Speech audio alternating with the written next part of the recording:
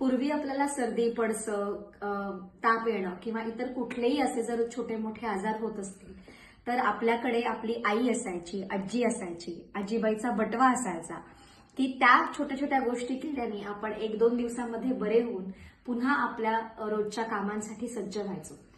आता काय झालंय की आता आपण असं आपल्याला काही झालं की अँटीबायोटिक्स, पेन किलर किंवा इतर अशा अनेक गोळ्या मेडिकलमधनं डिरेक्टली घेतो आणि त्याने आपण बरं होऊन परत आपण कामाला सुरुवात करतो. पण तुम्हाला माहिती आहे का की ह्या सगळ्या ज्या गोळ्या आहेत यांचे प्रचंड साईड इफेक्ट्स आपल्या सगळ्या व्हायटल ऑर्गन्सवर जसं की किडनी, लिव्हर, हार्ट यावर आहेत. आणि हे असं डॉक्टरांच्या सल्ल्याशिवाय घेणं किंवा उगाच अँटीबायोटिक घेणं हे पण चुकीचं आहे. मग अशा वेळेला